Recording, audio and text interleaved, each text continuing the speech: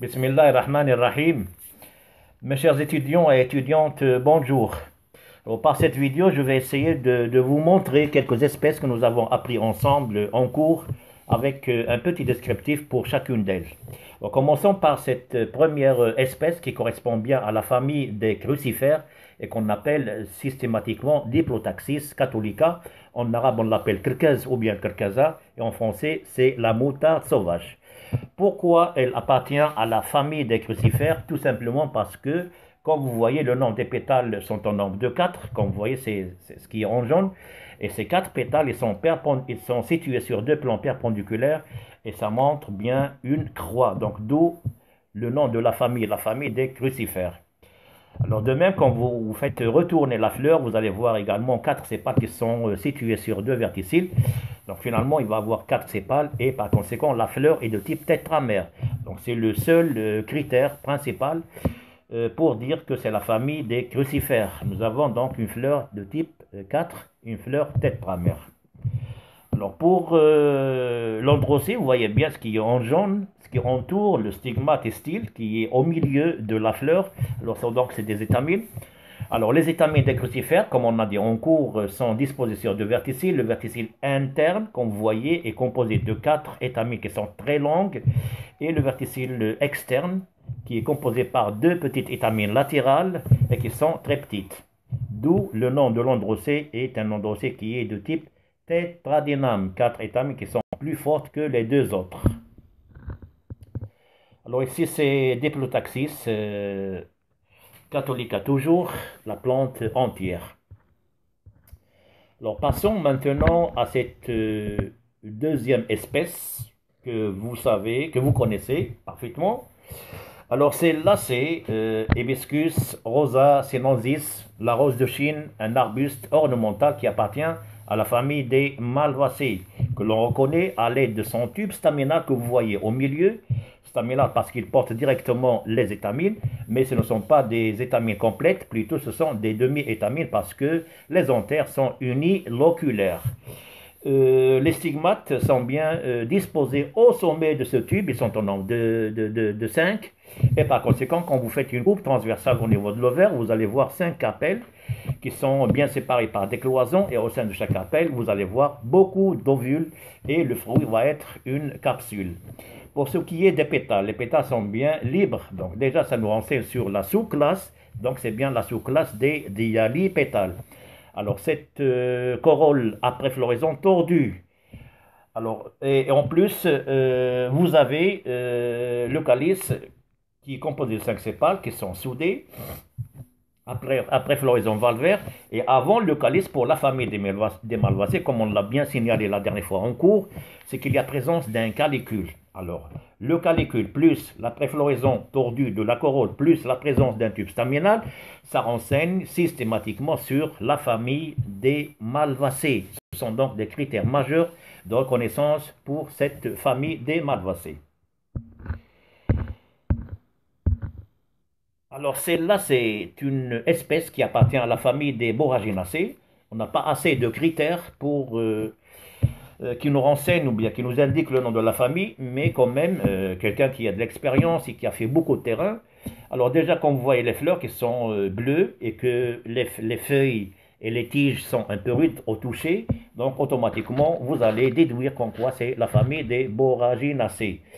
Borraginacées, celle-là c'est Echium vulgare, qui ressemble un peu à Borago officinalis, mais c'est pas la borrage, ça c'est Echium vulgare, une borraginacée. Les fleurs des borraginacées, comme on l'a bien signalé en cours, c'est des fleurs qui sont de bleu. Cela est dû à leur richesse, à la richesse de la famille Onanthocyane, qui sont bien dissoutes dans le suc vacuolaire. Alors, celui-là est un petit tableau qui nous résume un peu les composantes florales de la famille des Renonculacées. Alors, à gauche, vous avez une plante entière de la famille des Rosacées, avec des feuilles qui poussent à partir de la surface du sol. Et les feuilles qui poussent ainsi, on les appelle des feuilles qui sont en rosette. Et puis vous avez des fleurs qui sont ouvertes, ça vous montre des sépales, des pétales, le pistil, les sépales, les étamines. Mais essentiellement, regardez bien ce schéma, hein, qui porte des carpelles. Donc, il correspond à un thalamus qui caractérise la famille des malvacées. Un thalamus, c'est-à-dire un réceptacle qui est convexe et qui porte un aya directement un ensemble de carpelles qui sont un petit bec. Ils sont un bec. Alors, voyons maintenant que ça correspond à quoi le bec. Alors, ici, c'est bien euh, un détail, si vous voulez, d'un carpel. Carpel avec une seule loge et un seul ovule à l'intérieur. Un seul ovule à l'intérieur. Voilà donc le fruit, la graine, ovaire et le bec. Alors le bec correspond bien à un stigmate et un style qui est très court. Donc c'est la famille des renonculacées. La famille des renonculacées. Revenons toujours à la famille des malvacées.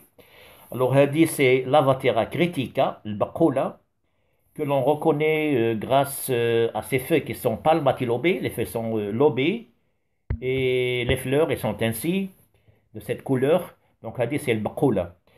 C'est comme, elle appartient donc à la même famille de l'hibiscus, seulement l'hibiscus, il correspond au premier gynécée des malvacées, qui est un gynécée isomère, et par conséquent, le fruit est une capsule. Et l'Avatera critica correspond au deuxième type de gynécée, qui est un gynécée polymère, et que le fruit est bien un méricarpe, des méricarpes. L'Avatera critica. Le bacola. Toujours le bacola avec ses fleurs qui sont bien caractéristiques, hein, des pétales qui sont libres. Donc ça montre bien, ça indique que la souclase est liée à les pétales.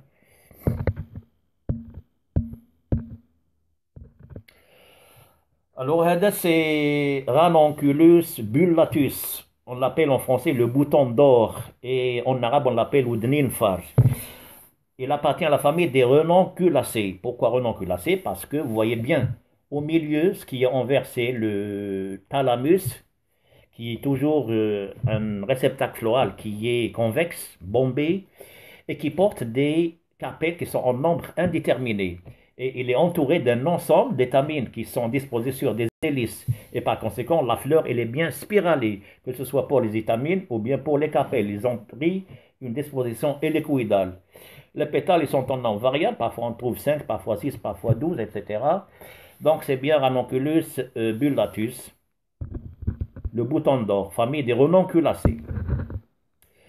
Alors, cette espèce, elle ressemble beaucoup au coquelicot, c'est-à-dire Blaman, qui s'appelle Papaveros scientifiquement, mais ce n'est pas Blaman, c'est Adonis, toujours dans la famille, restant toujours dans la famille des renonculacées. Donc, c'est Adonis, des pétales qui sont rouges, ils sont libres, et à l'intérieur, vous allez voir un thalamus et puis beaucoup d'étamines. Adonis. Alors, c'est toujours la famille des renonculacées, c'est anémone, des pétales libres, anémone renonculacée, beaucoup d'étamines, et puis au milieu, c'est le réceptacle floral qui est convexe, le thalamus, avec plusieurs carpelles. Ils sont indépendants, ils sont isolés, ils sont indépendants, ils ne sont pas soudés, ils sont libres. Alors, il ne faut pas confondre celle-là avec l'anémone de tout à l'heure. Alors, Hada, c'est une rosacée, avec des pétales qui sont blancs, et puis un ensemble d'étamines, parce que, comme on a dit en cours, quand on a traité la famille des rosacées, cette famille est caractérisée par un nombre aussi qui est variable, de même pour le gynécée, le nombre des carpelles. Et si nous avons beaucoup d'étamines, éventuellement, c'est une espèce qui va correspondre à une rosacée arborescente, soit le pommier, soit le cerisier ou autre. De toute façon, une rosacée arborescente, arbre. Alors, on a dit c'est une solanacée qu'on appelle Vitania frutescens. Ce qui manque sur cette photo, c'est juste les fruits qui sont des petites baies rouges. C'est solanacée. une famille et une espèce de la famille des Solanacées, Vitania frutescens. Les Solanacées est une famille qui est riche en solanine, atropine et d'autres alcaloïdes. Vitania frutescens solanacées. Donc, comme on a dit la dernière fois, les solanacées, il faut faire attention aux plantes des solanacées parce que la plupart sont toxiques. Alors, هذا c'est Hibiscus esculentus ou mlochia. Mlochia, c'est exactement comme l'hibiscus rosa sinensis, seulement la fleur, elle diffère au niveau surtout de la couleur. Hein. Ici, elle est blanche. Et à côté, c'est des capsules. Mlochia, c'est des capsules. Donc, c'est Hibiscus esculentus, la famille des malvacées. Bon, ça a été refait.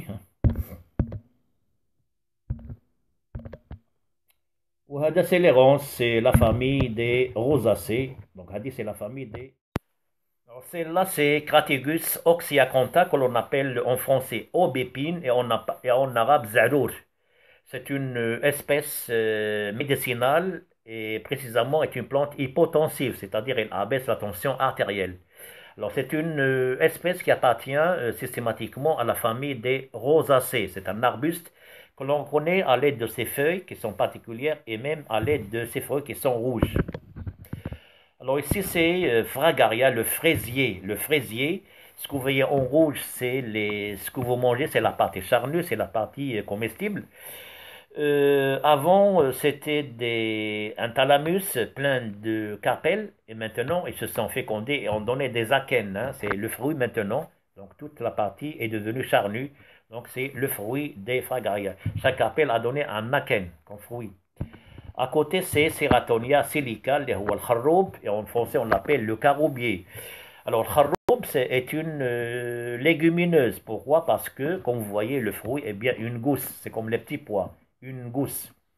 Ceratonia silica est une légumineuse, mais la famille à laquelle elle appartient, c'est la famille des Caesalpiniaceae. Une seule espèce spontanée qui existe au Maroc, c'est Ceratonia silica. C'est un grand arbre. Alors de même, ici, vous avez une autre légumineuse qui est... Pardon, il y a une erreur médicale. Je n'ai pas bien écrit le nom médical. Ce n'est pas médical, mais Medicago. Hein, à rectifier, s'il vous plaît. Medicago sativa. Medicago sativa, c'est la luzerne, les fossa, qui appartient à la famille des Papilionacées. Toujours une légumineuse, car les fruits toujours sont des gousses. Pourquoi la famille des Papilionacées? Parce que la préfloraison de la corolle est de type Papilionacée. Il s'agit d'un grand pétale qui est acheté, qui couvre les deux pétales du milieu que l'on appelle des ailes, et puis les ailes à leur tour cachent la carène, qui est composée de deux petits carpels. Et quand vous ouvrez les pétales qui composent la carène, vous allez voir l'androcée à l'intérieur, il est caché, et qui est un androcée à 10 étamines. Parfois, ces étamines sont toutes soudées par leur filet pour devenir un androcée monadef, et parfois 9 étamines qui se soudent au niveau de leur filet, et une étamine reste libre. Et dans ce cas, on parle d'un androcée diadelphe. Alors celle-là, c'est Nicotiana glauca. En français, c'est le tabac sauvage. En arabe, c'est zefzouf. C'est parmi les espèces de la famille des Solanacées, une espèce que vous avez étudiée en TP. Elle est reconnue grâce aux feuilles qui sont glauques, hein, glauques, d'où le nom Nicotiana glauca. Et puis les fleurs qui sont jaunes, et elles se prolongent, la corolle se prolonge en un tube, d'où lors des tubiflorales. Les pétales sont soudés en formant un tube. Et donc les pétales sont soudés, ça nous renseigne sur la sous-classe qui est la sous-classe des gamopétales. Donc c'est une espèce que vous avez travaillée en détail, en TP, dont la formule florale est fleur hermaphrodite, actinomorphe, 5 sépales soudés, plus 5 pétales soudés, plus 5 étamines libres. Les étamines sont bien soudées sur la corolle, plus 2 carpelles soudées à ovaire super avec beaucoup de carpelles au sein de chaque, beaucoup d'ovules au sein de chaque carpelle. Alors, Hadi, c'est le romarin. Le romarin, c'est-à-dire Rosmarinus officinalis, qui est une plante aromatique appartenant à la famille des labiers. Ou Had la de la mutifida, elle correspond à celle-là. هذه هي l'Avondula multifida اللي هي الخزامة. الخزامة on l'appelle l'Avondula multifida, الخزامة, qui est reconnue grâce à ses feuilles qui sont largement découpées et puis les fleurs qui sont zygomorphes. Alors pourquoi labier? Voilà. Alors les fleurs sont bien zygomorphes. Alors elle appartient à la famille des labiers parce que la corolle est de type bilabié. Elle porte deux lèvres, une lèvre supérieure, là où on voit deux pétales soudés, et une lèvre inférieure qui est dirigée en bas, c'est-à-dire elle regarde le bas de l'axe et qui est composée de trois pétales qui sont soudés. La famille des labiers qui est caractérisée par un nom grossier qui est de type didyname. On trouve toujours deux grandes étamines et deux petites étamines, et dans le fruit est un tétrachène.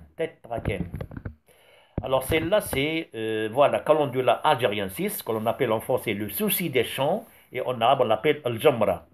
Alors c'est une espèce qui appartient à la famille des composés, que l'on appelle aussi la famille des astéracées. Le critère de reconnaissance, c'est le capitule, l'inflorescence, et un capitule, ce que vous voyez donc en rouge, en brun. Donc tout ça, les éléments, ce sont des capitules. À la périphérie, on voit des fleurs qui sont ligulées, et au milieu des fleurs brunes, c'est les fleurs en tube. Et par conséquent, Hada est un capitule hétérogame. À la fois, on trouve des fleurs ligulées qui occupent la périphérie du capitule et les fleurs en tube qui sont au milieu. D'accord? Alors c'est déjà, certains d'entre vous ont travaillé cette espèce en TP. Alors l'essentiel, c'est de voir de près, en détail, les fleurs tubuleuses et les fleurs en tube. Alors celle-là, c'est la fleur ligulée. Elle correspond aux pétales. Alors ici, donc ça dépend des espèces. Ici, je vois au sommet des pétales trois petites dents. Donc ça correspond bien à trois pétales qui sont soudés. D'accord? Et puis cette légule, ou bien ces trois pétales, il se prolonge en bas. Et tout à fait en bas, c'est ce qui est en vert, c'est l'ovaire qui est infère. Car vous voyez bien que les pétales s'arrêtent au sommet de l'ovaire, et même le calice Henaya, il s'est transformé en soie et on l'appelle le papus. Donc chez les familles décomposées, le calice se transforme souvent en soie, c'est-à-dire on l'appelle le papus. Et puis au milieu, vous voyez bien deux stigmates qui montrent, donc qui indiquent la présence de deux carpelles. Seulement ces carpelles sont soudées en formant juste une seule loge, et à l'intérieur il y a un seul ovule qui va, après la fécondation, ça va donner comme fruit akène. Et la remarque qu'on doit faire sur cette fleur, c'est que c'est une fleur qui est femelle, car je ne vois pas d'étamine. Donc c'est bien une fleur femelle. Et en même temps, c'est une fleur qui est zygomorphe et une fleur qui est fertile, car elle fructifie, elle donne le fruit. Alors celle-là, c'est la fleur en tube, la fleur tubuleuse ou la tubulée. C'est une fleur qui est cette fois-ci hermaphrodite, car je vois l'ovaire qui est en bas, et toujours un ovaire en fer. Et au sommet, vous voyez bien des étamines qui sont soudées par leur antère. Donc ce qu'on voit, c'est juste des antères. Et les filets restent au sein de la corolle, ils sont très courts. Les filets sont soudés, les antères sont soudés, d'où androcées synantérées, donc une caractéristique de la famille des composés ou astéracées. Et tout à fait au sommet, c'est deux stigmates, donc deux carpelles, un seul ovule. Seulement, ce qu'il faut dire, c'est que cette fleur tubuleuse ou bien en tube est une fleur hermaphrodite, actinomorphe, mais elle est stérile, car l'ovaire s'avorte rapidement. Donc ce sont les fleurs tubuleuses qui donnent le fruit. La preuve, c'est que à maturité, quand on prend un capitule mûr, nous voyons souvent les fruits qui sont bien localisés à la périphérie du capitule. Donc ça montre que ces fruits sont issus des fleurs ligulées. Voilà donc, et je vous remercie pour votre attention.